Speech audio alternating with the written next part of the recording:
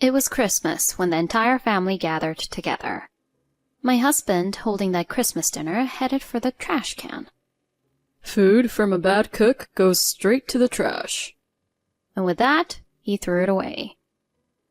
You know that cost $2,000, right? What?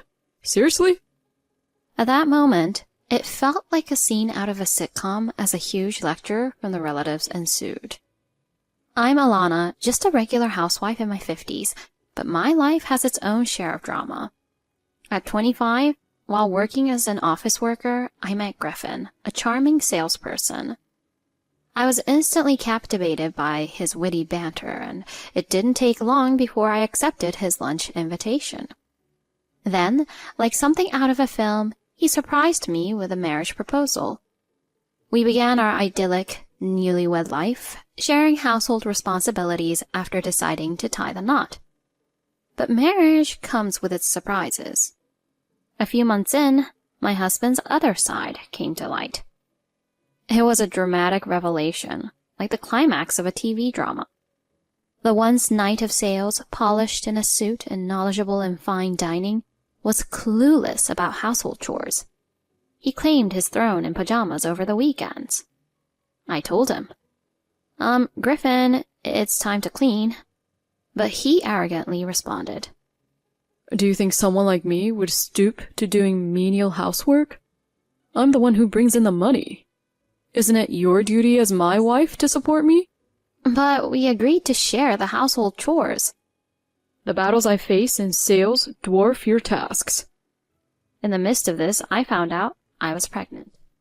He complained. You can't even keep the house clean while you're at home. I'm dealing with morning sickness. But that's not an illness. You should at least be able to cook. Despite his harsh remarks, I brought a new life into the world.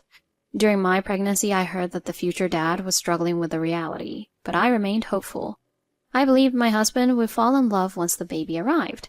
I was thrilled when our son was born, but only as the successor to carry on the family legacy. I'm the eldest son, so naturally I'll continue the family legacy. The one thing you've done right is giving birth to a proper heir. He barely participated in parenting. On weekends, he'd leave the house claiming our child's crying was the reason. Even after I returned to work from maternity leave, his attitude didn't change. One day, after leaving our young son with him, I came home to find him crying. I'm hungry, Mommy. Next to him, my husband was sprawled on the couch, drunk. Fury welled up in me, and I confronted him. Hey, what the hell? You feed yourself but not Ryan? He looked at me bewildered and yelled back. What? It's your fault it's not ready. It felt like he was blaming me for leaving our child with him.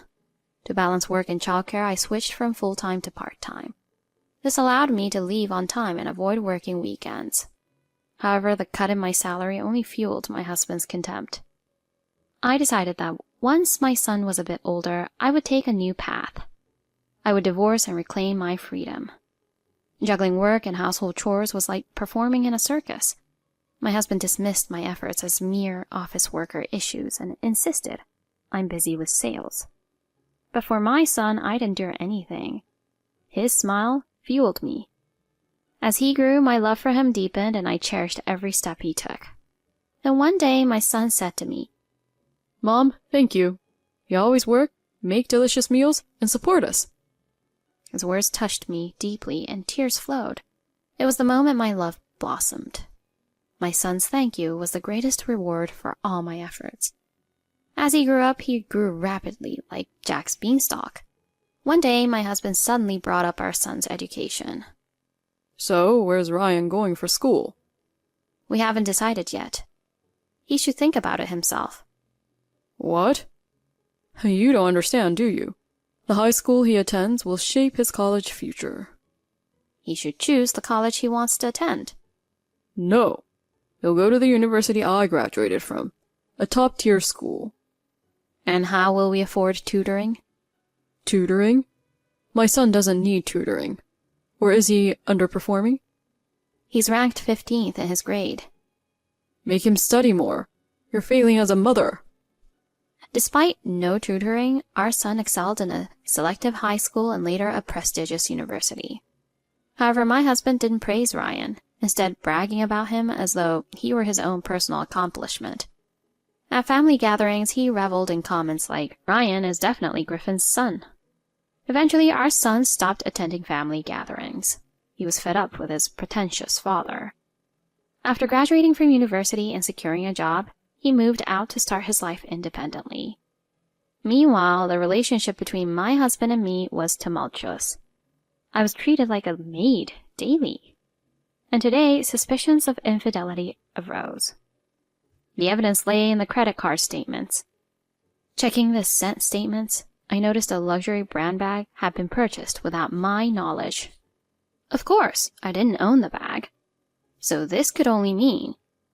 When I confronted my husband with a statement, Griffin said, "Why are you upset? It's a gift for Lisa." Lisa was the daughter of my brother-in-law, Paul, meaning she was my husband's niece. But she was still in high school, hardly the age for luxury brands. Further digging unveiled a slew of similar charges. It was unmistakably evidence of an affair. Unexpectedly, I received a call from my mother-in-law. She couldn't host Christmas dinner because she had injured her back. Every Christmas we gather at my in-laws' house for a grand meal prepared by my mother-in-law, an excellent cook. She suggested, "Should I order takeout this year?" But my husband had a different idea. "Why not have Katie cook? She's a culinary researcher, right? If she teams up with my wife, they'll definitely whip up something incredible." Katie is Paul's wife and shares cooking recipes online.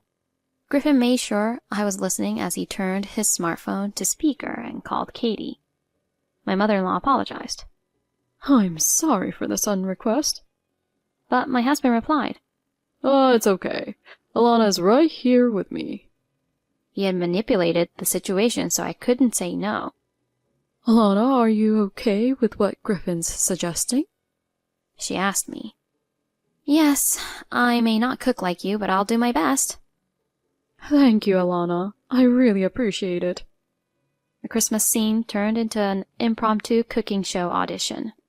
It morphed into an unexpected chance to display our culinary talents, rounding out the year. Griffin was all smiles, like a child in a candy store. "I can't wait for the taste test.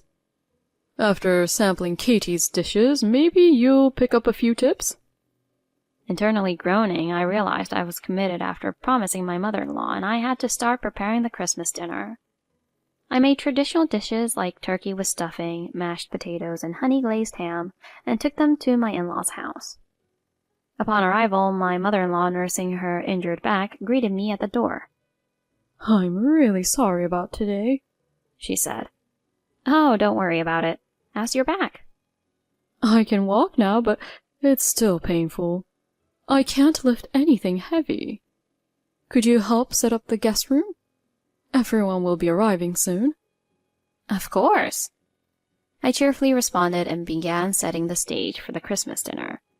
I arranged enough chairs for everyone, polished the table, and laid out the cutlery and wine glasses meticulously. It almost felt as if the Christmas dinner was a formal ceremony, and I managed everything smoothly. Relatives started arriving, exchanging holiday greetings, while I stayed busy. However, Katie was conspicuously absent. When I asked my mother-in-law, she replied, "She's running late because she's having trouble with her dishes." Amidst the preparations, I realized we were running low on alcohol. After informing my mother-in-law, I headed to the bustling downtown to buy more.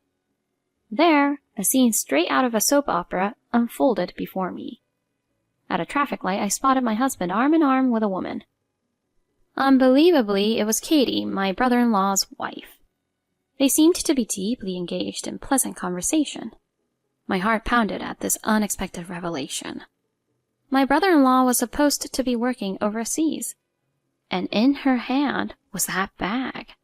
Driven by curiosity and anger, I decided to follow them. I watched as they boarded a bus, and I jumped on after them. I had no idea what plot this Christmas would weave. Under the chilly winter sky, I wore my hat low and trailed them discreetly. They were lost in their own world, unaware of their surroundings. As I settled into a seat on the bus, I could overhear their conversation. "Visiting home is such a hassle," So I pulled out my smartphone and began recording. But it would be odd if we didn't go home. I was asked to cook after all. Griffin chuckled in response. I always look forward to your cooking. Katie added, I used some really high-end ingredients this year, just for you. Griffin eagerly replied, I'm looking forward to it. It's a nice change from my wife's awful cooking. If it's so terrible, why did you marry her? He replied, I didn't know about her cooking skills before we got married. Aw, you poor thing. Let me pamper you with my cooking tonight. Fantastic. By the way, how's your husband? Oh, he's away on a business trip for New Year's. And my daughter's staying at a friend's place, too. So you'll be alone for the New Year's? Yeah, it'll be lonely. Why don't we have some fun together? Sure thing. Spending time just the two of us in a luxury hotel sounds wonderful. That sounds perfect. Today's gathering is a hassle, but I'm looking forward to our time during New Year's. Me too. Witnessing their infidelity, I felt like I was in the midst of a storm. I returned to my in-laws' house before them, waiting for Katie's arrival. When she arrived, Katie apologized. Alana, sorry I'm late. I couldn't finish the preparations by myself. Taking a deep breath, I began. Katie, to be honest, I kind of slacked off on the cooking today. But you're a wizard in the kitchen, right? Could you add some of your magic touch to it? She smiled and replied, Don't worry. Today is special. I've actually prepared a sumptuous meal with a secret recipe. Really? That's a relief. You truly are a wizard in the kitchen. My husband always says this again when it's my cooking. He'll definitely be surprised with yours. Her dishes were indeed opulent, featuring a classic casserole, prime rib, corn pudding, not to mention lobster, roast beef, and even caviar. If lobster was included, it must have been quite pricey. Katie, this is truly spectacular. Everything looks delicious. Right? I spent $2,000 on the ingredients. That much? I'm a culinary researcher after all. I want to show off my cooking to everyone today. She likely just wanted to earn praise from my husband. Then I'll bring it out later. Could you check on everyone's favorite drinks in the meantime? As we spoke, Griffin arrived, rather nonchalantly. Sorry I'm late. I just wrapped up some work. While greeting the relatives, one remarked, Wow, Griff, you have to work even on Christmas? Well, I've become a manager. A boss has to fix his subordinates' mistakes. Sounds like you're a great manager. The atmosphere was wonderful and festive. Every time he greeted a relative, Griffin took a drink. He's not very good with alcohol, and the whiskey being served was high proof. He was probably on an empty stomach, so he was likely to get drunk quickly. I headed to the kitchen alone to finalize the food. When I glanced at Katie, she was mingling with other relatives and drinking, showing no urgency to get started. Perfect! Just then, a slightly tipsy Griffin entered the kitchen. Hey, is the food ready? I'm bringing it now. How does it look? I proudly displayed the dishes. He sampled a bit of the food and declared, Yep, your cooking is still terrible. He then took the plate to the trash and dumped everything. Oh my gosh! This is a celebration. Don't serve such awful food. How could you? I intentionally raised my voice.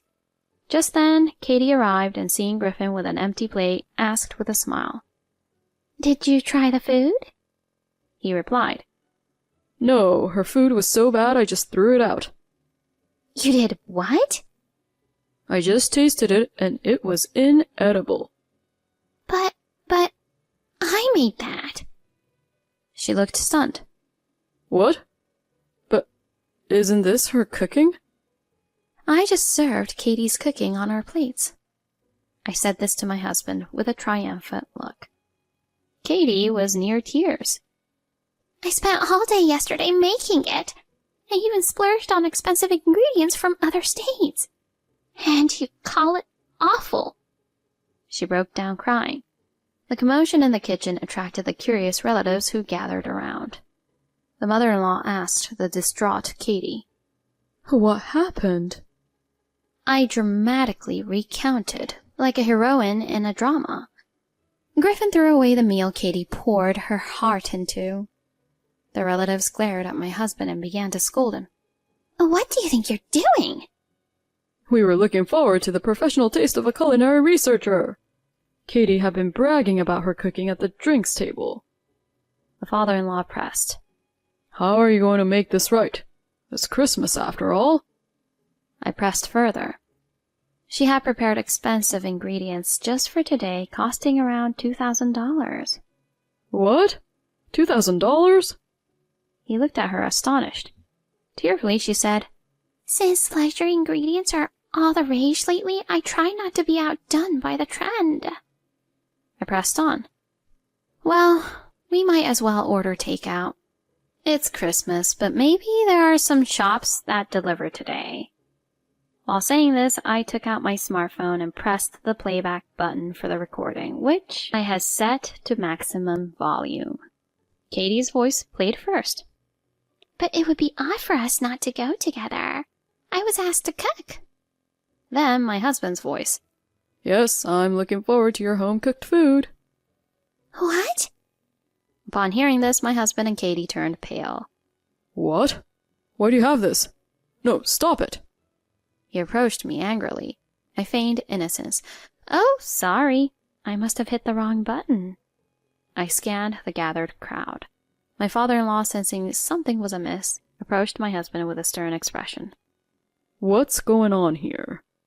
My mother-in-law also looked confused. Were you having an affair with your own brother's wife? Griffin stuttered, struggling for words. Well, she's my sister-in-law, so naturally we get along well, right? I asked incredulously. Then why would you go to a luxury hotel with your sister-in-law? He attempted to justify. Well, it was like a family outing. Such excuses were clearly unconvincing. An affair is nothing else but an affair if it involves just the two of them traveling. No, Alana, really? I had noticed something earlier. Katie, that's a lovely bag you have today. Oh, yes, it's a limited edition just released for Christmas, she replied proudly. I seized the opportunity to press further. Really? Actually, there's a purchase record for that brand on our credit card statement. It's not mine, though. So that means it was a gift from my husband to you, right? The timing fits perfectly. Yeah, I received it. Since my husband is away, Griffin was thoughtful enough to get it for me. Isn't that right, Griff? She looked for confirmation, but my husband was looking elsewhere. It's unthinkable for a husband to buy such expensive gifts for his sister-in-law and not for his wife. Katie challenged. If you suspect me that much, do you have any proof? I then showed the relatives a photo I had taken earlier of the two arm in arm. She claimed, Oh, I just tripped and he was helping me. Her desperate excuses continued, but the affair was clear. Then suddenly a figure appeared. Just admit it already, said Paul, her husband, standing in front of her. Katie gasped. What? Why are you here? She couldn't hide her surprise and confusion. He smiled, but his eyes were stormy. I came home early from work because it's Christmas. Plus, I received some interesting information and came quickly. It's not what you think, honey, Paul calmly asked. What's not? His voice was calm, but his eyes were sharp. I haven't had an affair with your brother at all, Katie insisted. Oh? Can you still say that after this? He pulled out a photo, not the one I took today, but one showing them coming out of a hotel and other compromising situations over the past few months. Katie gasped. My husband and Katie both looked completely flustered. Paul revealed. I hired a detective agency. There's plenty of evidence. His voice was icy. Katie, trembling, asked, Why? How long have you suspected?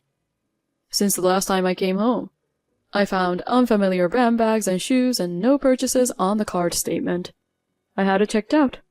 I had a hunch about the affair, but I never thought it would be my own brother. And we have our daughter, too. Forgive me, honey.